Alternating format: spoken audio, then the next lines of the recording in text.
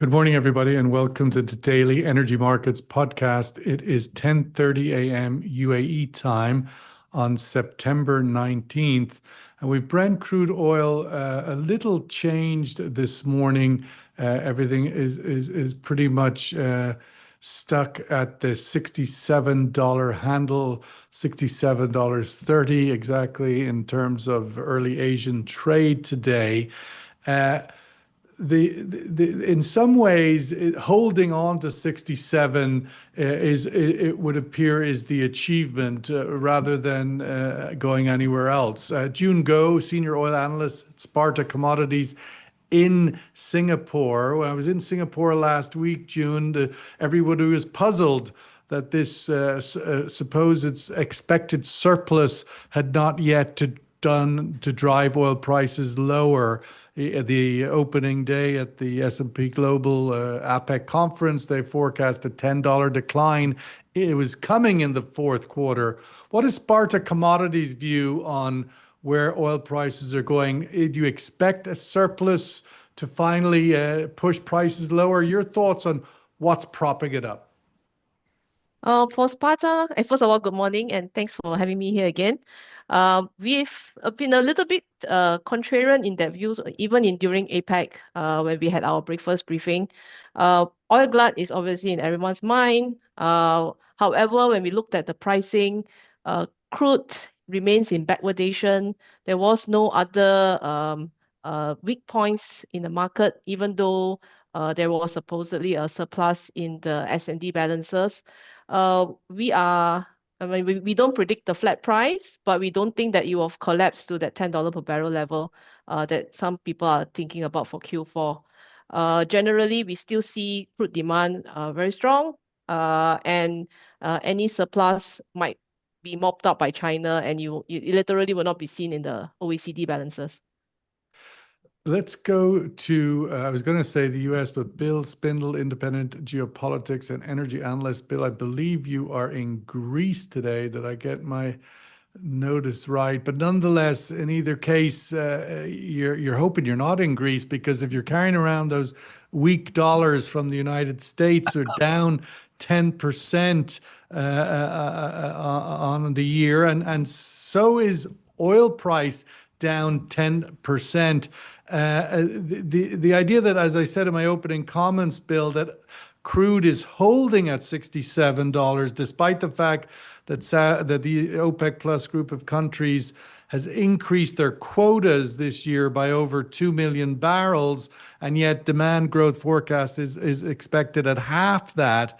Does the weak dollar offer some relief and some support to the oil price? Some, I think, and it's probably, going to weaken further. You've got the Fed now with a kind of cautious ratcheting down of interest rates, job market looking soft, inflation still a concern. I do think those rates are going to continue to kind of ratchet down, and that will kind of provide more support going forward. And that, just the rate outlook on that point, as I say, usually based in the US, where is the economic alignment with that? Because rates typically fall when the economic outlook is weak. Particularly, it seems the Fed move on this occasion is sort of targeting its employment part of its double mandate. One is to control inflation, the other is to support employment. Employment outlook is weak, and that's why the Fed is moving, it would appear. At least that's what they're saying. Is that reflected in a weaker economic outlook? And then how could that be good for oil? Well, I think you've kind of got a tug of war going on at the Fed between, a weakening job market. It's clearly getting weaker, and probably some sort of rate cuts are warranted in that. But you've got, countering that, you've got inflation still very high, maybe even accelerating. And you've got this wider kind of onslaught by the Trump administration on the kind of independence of the Fed, with them trying to push rates down dramatically. So, I think those forces are playing out. Currently, the thinking is that the Trump administration has not fully won that battle to really drive rates down dramatically. It still looks like a ratcheting down. Powell managed to get almost everybody on board for a quarter point rather than more, including Christopher Waller, one of the Trump appointed Fed governors. So, I think that's the trajectory we're on. We'll have to see kind of how dramatically or what happens in the job market. And then what happens with inflation too going forward. It's very hard to predict at this point, as you saw Powell really struggling with. Giving some clear direction, other than jobs aren't as solid as they were. Mehmet Ogucu, Group CEO, Global Resources Partnership, and Chairman of the London Energy Club over there in wonderful Istanbul in Turkey. Mehmet, I wanted to get your deep wisdom in all things geopolitics to give us some understanding on where the bromance between Donald and Vladimir is these days. The latest language from Washington is that Donald Trump is disappointed in his buddy Putin, and at the same token, he wants Europe to lay on mega sort of energy sanctions. I mean, is that believable? Where is the truth? Where is, do you think, the position of the collective West, of the US, vis-a-vis Putin's war in Russia?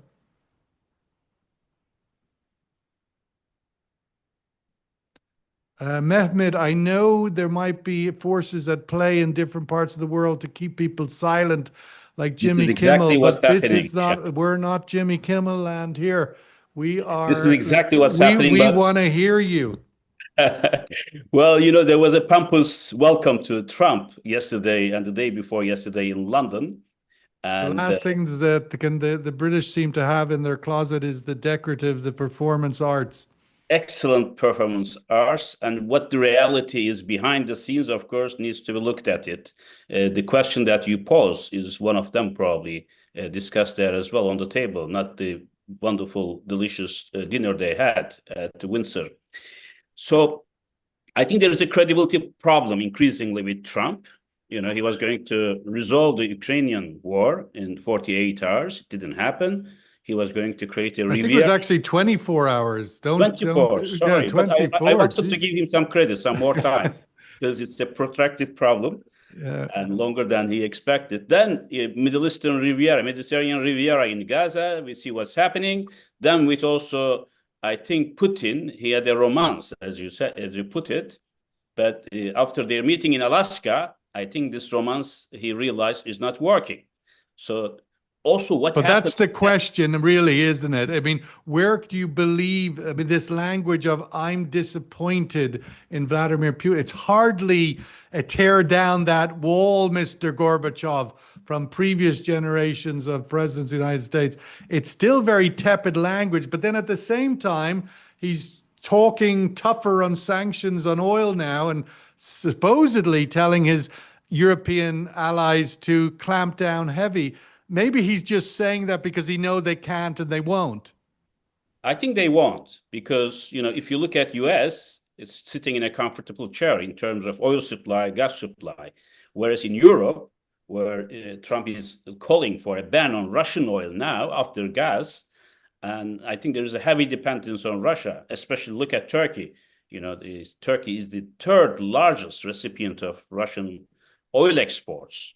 And then comes Hungary, even France and Netherlands. How many barrels exactly is that Turkey's taking every day from Russia? Well, I think it's about 50% of its needs. So nearly 400, 500,000 barrels per day. And it comes after China and India. And it's also at preferential rates, discounted rates. Therefore, expecting Turkey to shut down the Blue Stream and Turk Stream, where Turkey receives Russian gas, and then a ban on oil imports and petrochemicals exports coming from Russia, this is going to be very painful. So a country like US can ask for it, of course, and it doesn't depend on any country around the world because of its plenty of oil and gas reserves. And of course, he's the other bigger supplier, right? You shut down Russia because I've got a big box of goodies here I want to sell you. As Trump has done for Europe, shut down the pipeline, I'm going to give you LNG and replacing what Russians are providing. Also, the same goes for Venezuela, Iran, and other countries where US has an upper hand in terms of market share increasing if you put these countries off the market through the sanctions. Therefore, I don't believe that it's going to fly, because to what extent he's going to also follow up his threat towards NATO member countries. Then he also asked to increase the trade tariffs against China from 50 to 100% from NATO member countries, because he believes that China has a control on Russia. If they go through the sanctions and oil ban, Russia will be squeezed to corner, because as we know, Russia produces almost 7 million barrels per day, and it's the main source of income, more than natural gas. And of course, Every- Russia must be feeling the pain of the weaker dollar now, given that they're earning everything of their oil sales in dollars, and their currency. But what I want to say is that Yeah. Putin and Trump are speaking different languages. We know that Putin is a chess player, master chess player. He calculates carefully with his, of course, brain trust, whereas Trump's rhetoric changes from one day to another, more sentimental, romantic, and what you may call it. But the Russians are very cool and cold. And what we see also, And not pretty- only Russia, India is also tilting towards the Russia-China axis. Because Let's come to India a little bit later. We don't want to go all around the world in 2 seconds. June Go, speaking of India and China, the big factor that popped up in the recent days and last week at APEC, and is still a big question mark now going forward, is oil prices supported by China's buying for inventories through the first 9 months of the year. The general data point that's advanced, that China added 500,000 barrels a day to stocks in the year-to-date period. That's a lot of oil. What's Sparta's outlook on that point? Are you guys concurring with that? Do you see that continuing, that China will continue to buy for storage? They must love these prices. Yeah, for China, they are flat price sensitive. If the price is right, they will stop build. So the 500 KBD assumption going on for the next 240 days, it is a plausible outcome. It's a roughly 10% increase to their current SPR bill. So I think they will continue as long as the price is right.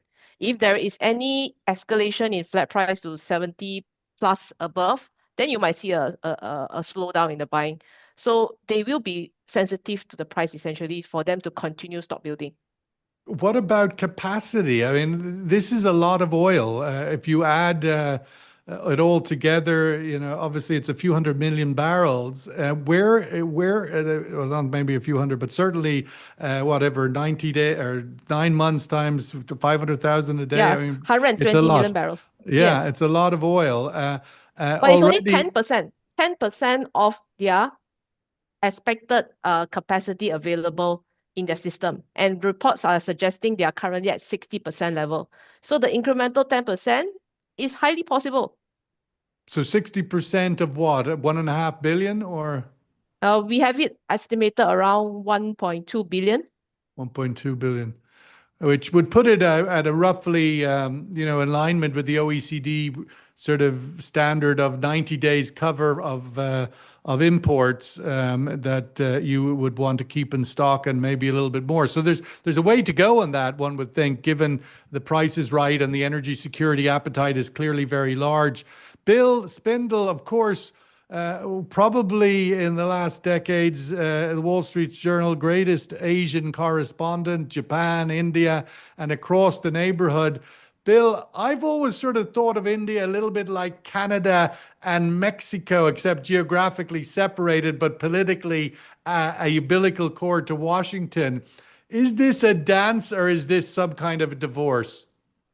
It's certainly not a divorce. I do think, it's significant, though, in the sense that over the last, 15 years, maybe a little more, probably even more than that, you've seen India and the US gradually move into a much closer relationship. It's never been an alliance. It'll never be an alliance, but it was growing, expanding into the Quad. Didn't really touch directly on security issues, though, to the extent India became, the US's biggest buyer of weapons. there's been a bit of a pause in that, and I think there's been a little bit of confidence shaken in those that wanted to see that relationship grow. Um, so, I don't think it's certainly not a divorce, but India is also, and Modi is also making clear that there are some other options for India and becoming more independent. I wouldn't say close to China. India has some very fundamental problems with China that are a long way from being worked out in any reasonable way. So they're not going to be, moving to closer to China isn't really the way to describe it. I think it's just demonstrating that India could go back to a more aggressive independence, say. Well, in the context of that, from a sort of geopolitical concept, India has always pursued the idea of a multipolar world, multipolar centers, and particularly in Asia. One of the takeaways I had from Singapore last week was that China is really winning that particular argument that multipolar Asia is fading in the darkness cast by the uncertainty of the U.S. security protection. Your thoughts on that, where that plays out from an Indian perspective? Well, I think India is in favor of a multipolar world as long as it can find a way to make sure it's got one of those poles pretty well in hand. That's tricky in and of itself because it's got a much, much bigger and growing power right next to it in China. The only way it can keep carving out that little independent space is through sort of not alliances, but working closely with the broader world, but particularly the United States, which can be a big supplier of weaponry and security know-how and just backing. So, India's got to play those two things against each other. Mehmet, just picking up on that, of course, we have the emergence in the recent period, the Russia-China axis. I mean, for a long time, Russia tried to maintain a sort of a non-aligned posture with China, a sense of independence, playing the East and West and off each other with its energy markets in Europe. Now it's all locked in. It's nearly a client state of China, you would nearly describe it. Your thoughts on that Russia-China an axis, which is now underpinned as an energy axis and a geopolitical one, and could India follow it? But looking first at the Russian-China one. I think the Chinese generals are seriously worried about what might happen if the Malacca Strait could be shut down by U.S. Sixth Fleet in the case of any, dispute, confrontation, or whatever. That's the reason why China's energy security strategy is grounded on the fact that it will have access to Indian Ocean through Pakistan Economic Corridor and Myanmar, then Central Asia connection, gas coming from Turkmenistan. Then from Russia, we had the power of Siberia 1 and 2. But whatever happens, still Malacca Strait will be 60-70% of Chinese crude imports coming from different parts of the world. And Russia is trying to be not the substitute, but supplement. Because in the case of any crisis, the Russians, I was talking to my colleagues in Beijing last week, they said Russia can provide us perhaps a maximum 30 days of relief in oil and 10 days in natural gas. So current infrastructure is not in place, no matter what pipelines they have. Therefore, Russia will not be a main substitute in case China's supply security will be disturbed. Of course, Central Asian lines through the Belt and Road Initiative will be strengthened.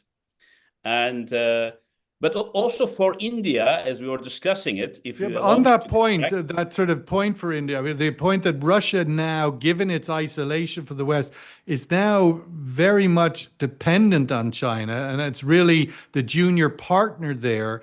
The global geostrategic developments have sort of delivered Russia to China on a plate. And now are we seeing a similar with India, or your thoughts on that? Well, I think one thing that's going to work in favor of China and India is if the NATO member countries, as Trump called for, impose ban on Russian oil, where will it go? And it used to go in increasing amounts to China and India at discounted prices. There will be more flows, probably at heavily subsidized prices again to China and India. That's the reason why India will not be complying with what Trump and others are calling for. Even EU was calling for India to reduce its trade with China. So as our colleague was saying, that India will be going back to what it used to be, a non-aligned nation, maintaining its independence, working with everybody, including China, although they have deep disputes and divisions, border and elsewhere. And therefore, I think in the face of Trump policies, India, China, Russia might prefer to work together. They are already under the BRICS, as you know. And so it's going to work that way. They will not be taken hostage to what the NATO or Trump will be imposing on Asia. Let's go to the survey question, which is looking at the subject of the value of the dollar. The value of the US dollar and Brent crude oil have both declined 10+% approximately in 25 year to date. Will this correlation continue through Q4? In a way, it's literally nearly the exact same data point, the decline in value of both. But ultimately, the weaker dollar is supportive to Brent, as we were discussing earlier, and the fact that Brent may have fallen, or if the dollar had kept its lofty heights of near, euro dropping near to dollar par earlier in this year. But this correlation of both declining, will that continue through Q4? Yes or no? June, what about the rest of Asia? Obviously, you sit there in Singapore with a great vantage point. It struck me actually when I was there last week that the anchorage area of the 100+ vessels, literally right outside the doorstep of the business district. Typically here, the anchorage area off the coast of Fujairah, you can just barely see it with binoculars, but right there in Singapore, it's literally, you could go out and touch the boats. But where is the rest of Asia going? China buying prices right, buying for energy security, but still economically, the macro picture there is relatively weak. What's the weak dollar offering the rest of Asia and its appetite for buying oil? Well, I see that industries here are still doing well. I mean, if you look at crude, essentially it's refining margins, and refining margins are strong. So the appetite is definitely there. WTI, for example, very, very far away crude for us, but it is the cheapest crude around in the market versus the alternatives. So we've got new We're getting buyers. nice discounts from Saudi Arabia. But still, the WTI price itself is actually even cheaper on a landed price basis into Asia. And we see this up really open and bringing new buyers into the market, like Vietnam and Pakistan. They were first-time buyers of WTI in the last 2 months. So, appetite is there for more of this kind of oil in the market. And we don't see anybody stocking up of, in need of managing the glut, if you like. And nobody crying about Trump tariffs anymore? Is that now behind us? I mean, it was a mega drama in Q2 into Q3. It seems to have dropped off, but yet the tariffs are still there. People are living with it. They're learning how to manage around the uncertainties. And I think we've seen a bit of rhetoric, right? There will be exorbitant tariffs initially announced, but then there will be an actual one that is much scaled down. And there are still negotiations ongoing. So I think people are realizing it's not that bad where we were versus in April.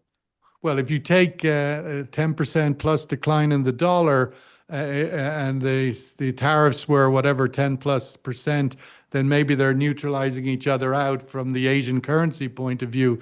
Bill, His Royal Highness Donald Trump is in the UK this week, and he's bringing a lot of apparently nuclear and so forth. I'm wondering, how is the sort of Trump anti-transition, energy transition, anti-every transition, but certainly energy transition, carrying to Europe and sort of this idea that he can get Europe back to buying all of the hydrocarbons coming out of the US. How is that narrative anchoring into Europe from the US that is now pretty anchored in the US?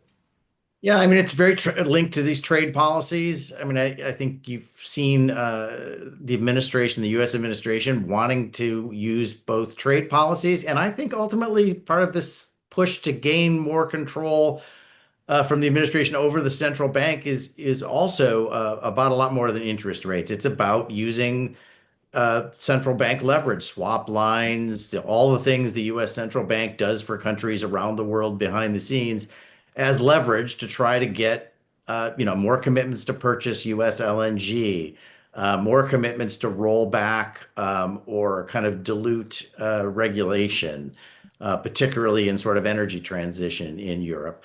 And they, depending on how much they're able to wield these things and how effectively they are, it's pretty shambolic a lot of the time. But to the extent they're effective, they may succeed in on the margins, kind of slowing down an energy transition, getting Europe to fill some of that LNG gap that, for example, China has basically stopped purchasing LNG from the US. There are big questions over long-term demand for LNG past 2030, I think. So, they're pushing on it. They're trying. I think it'll work on the margins. I doubt it'll change the fundamentals. Was there much, I mean, before Trump's visit, the announcement last week, I think it was, or at least it was in the news last week, that Europe had designated nuclear and gas as part of its green transition fuel sort of definition. Is that a big deal? Not a big deal? Your thoughts on that? Well, again, on the margins, I do think that makes a difference in the speed of the energy transition, which, is going to continue. It is unstoppable from an economic and really even from a security perspective. But how quickly it proceeds, what are the guiding principles? Is sort of everything flow from climate concern? That was never the case before, for sure, even in the Biden administration. But they kept a higher priority for it. Now it's got a much lower priority. So how quickly it proceeds matters and is important. And right now, those in the Trump administration, and I think even in Europe, there's a need to sort of move a little more cautiously here and assure that we don't have a lot more political backlash, even by people who are in favor of an energy transition. Mehmet, last word to you. I mean, of these different sort of ideas as to, I mean, why the surplus, the supply surplus is not suppressing prices. I mean, the idea that prices are holding rather than falling is a number of reasons. We've mentioned them: the weak dollar, the idea that China's buying for its inventories, but also holding up the price is the continued geopolitical fractures in the Middle East. And I wanted to get your thoughts about where they are at. Turkey, Israel remains a flashpoint. Of course, events last week, Israel's missile attack on Qatar and the future of the Abraham Accords. Just speaking to the region of the Middle East, which obviously saw a war between Israel and Iran in June. Where are we at in the wider sense a week now after the Qatar strike? Well, I think Qatar strike was a resounding signal and warning to GCC countries that Israel can even strike them. And the US security umbrella somehow shattered. And Trump tried to reassure them, but I don't think it worked. So it might push perhaps countries in the region to gang together to counter what US and Israel are trying to do. In terms of Turkey and Israel, these are the two countries left in the region as powers to reckon with. Very powerful. Turkey, a member of NATO at the same time, Article 5. It may not work vis-a-vis perhaps Israel. But if Israel makes a crazy, adventurous attack, possible attack on Turkey for some reason, because there's an exchange of hot words now between Netanyahu and Erdogan, I don't think that it's going to lead to any confrontation, but you never know in that region. Something might trigger it. If it happens, the consequences will be disastrous for Turkey and Israel. But the US position an EU position where they are going to stand and NATO allies. So in Syria, especially where Turkey has vital interest, and on Gaza and the status of holy places in Jerusalem, including Masjid al-Aqsa, if Israel tries to change the status quo, I think not only Turkey, but all the Islamic countries will take a stance on that. And Turkey is using deterrence now. They started to talk about the Turkish military power and the Israeli power, high technology and precision. In case of a warfare, if it happens, God forbids, how these two countries will work together or will fight. In terms of the earlier comment, just to sort of need to wrap up on, but that you said that the Israeli strike on Qatar was less about killing Hamas officials, but more about a warning message to the Gulf. What's the message? I think the message is wherever Hamas is, wherever our strategic interests are threatened, we don't care whether we have the Abraham Accords or anything else, we are going to strike. And this will make them quite uneasy. Not only the ruling leaders, but the people in the street will start looking at it in a very angry manner, so that the rulers will not be able to sustain the resistance of the population. And so it will have some domestic, social, and political implications as well. Therefore, I think Israel made a major mistake. Trump says he wasn't aware of it. He wouldn't allow a major ally in the Gulf to be hit by Israel and somehow humiliated in the eyes of his own people. But this also, as I said, shattered the security reliance on the United States. Anything could happen. Then there will be more coming together of countries. As we have seen in Doha, there was a meeting of the Islamic nations and also GCC countries. All of them condemned Israel, but condemning is not working.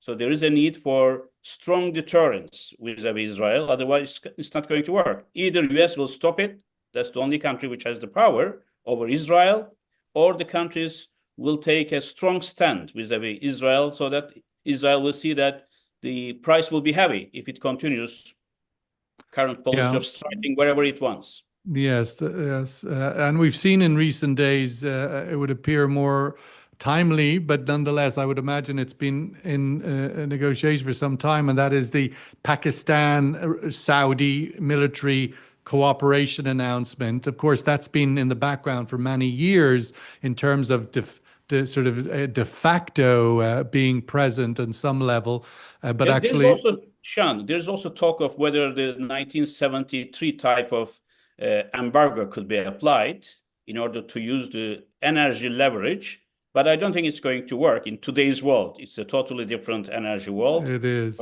It's a bit like the old chestnut. The Straits of Hormuz could be closed. I mean, the embargo. These are kind of these are not necessarily. We have yet to ever see them be tangible things. Of course, in the 70s, as you say, it was different, but I don't see anything or hear anything that would even suggest that these are even remotely being considered. But these are different times. Every day we wake up, we don't know what it's going to be, but we do know that June Go will hopefully be back. 50-50 on our survey result here. That's always a good question. People are confused. Bill Spindle, thank you so much. Safe travels. I'm Mehmet Oguchu. Look forward to seeing you in Fujairah soon. And thank you for joining us today. Have a great weekend, everybody. All the best. You too. Thank you very much. Bye.